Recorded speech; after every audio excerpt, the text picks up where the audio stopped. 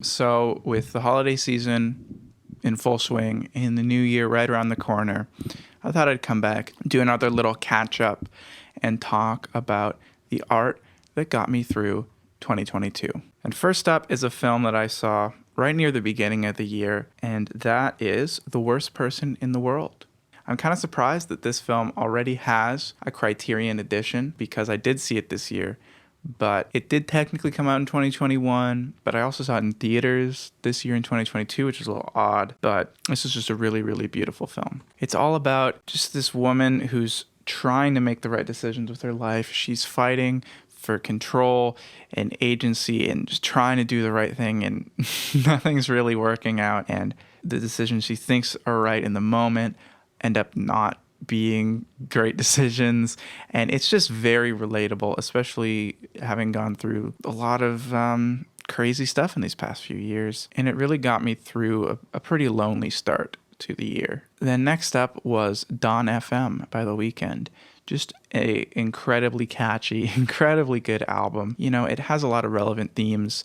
There's kind of this weird existential radio station to the afterlife kind of vibe to it. Also, it was just, really enjoyable to listen to. And again, it was a lonely time of year. And this album was kind of like a friend that I could just put it on and I could tune out my own worried thoughts and just have a good time. Next up, we got Lost Highway by David Lynch. But really a lot of David Lynch's stuff I watched this year. I also watched Wild at Heart.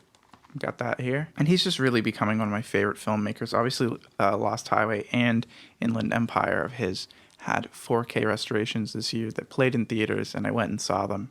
Had a great time. And just David Lynch is so creative, and his creativity and just the weirdness of his stuff really inspires me to try and push past my own boundaries and just kind of go for the ideas I have, because he clearly is just going for it. Whenever he has an idea, that's what he's going to do. And I find that super inspiring. Also, one thing that did get me through this year that's not really, art necessarily, is his weather report that he did every day.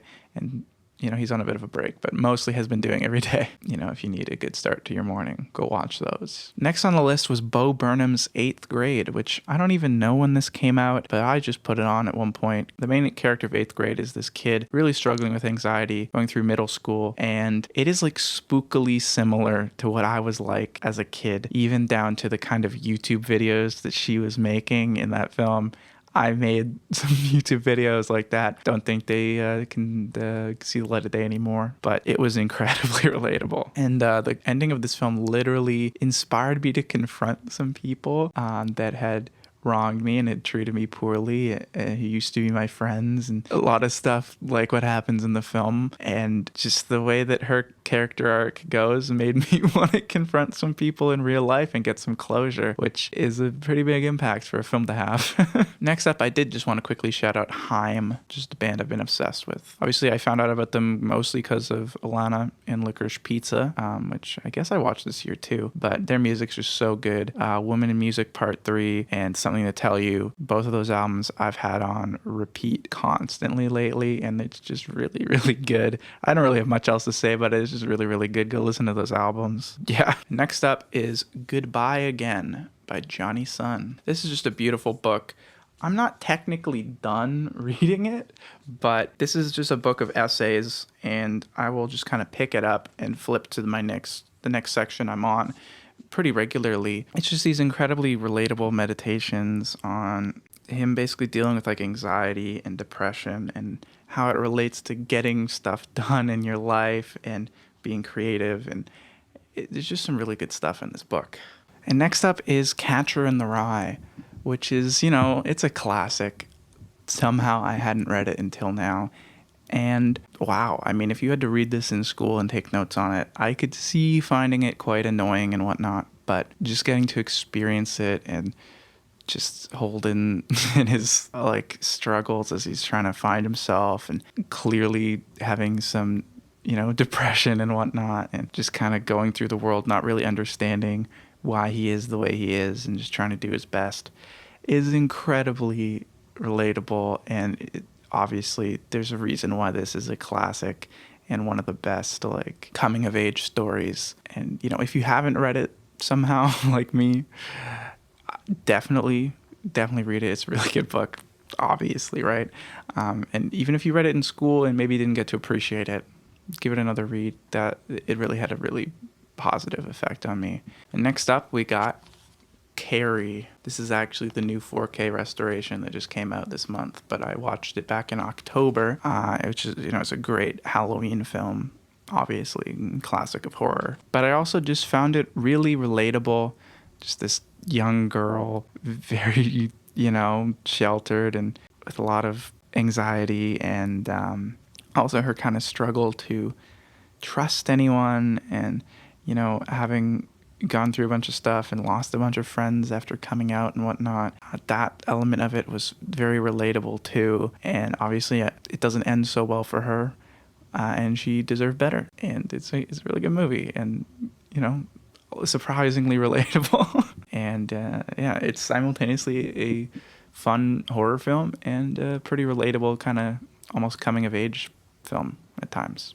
So, check out the horror classic Carrie if you haven't. I think we got 2 more, but next up is Decision to Leave, which is a new film from Park Chan-wook, and it's just this incredible portrait of these 2 people with this kind of bittersweet romance where they both can kind of show a side of themselves to the other person that they kind of haven't been able to express, but there's also just a really interesting like murder mystery vibe throughout, and it's just a really great Korean film. It's 100% going to be up for some Oscars, and not only was it a great film, but this was also something I saw at TIFF, the Toronto International Film Festival, and I got to watch it with my friends and just generally had a great time with my friends at that part of the year.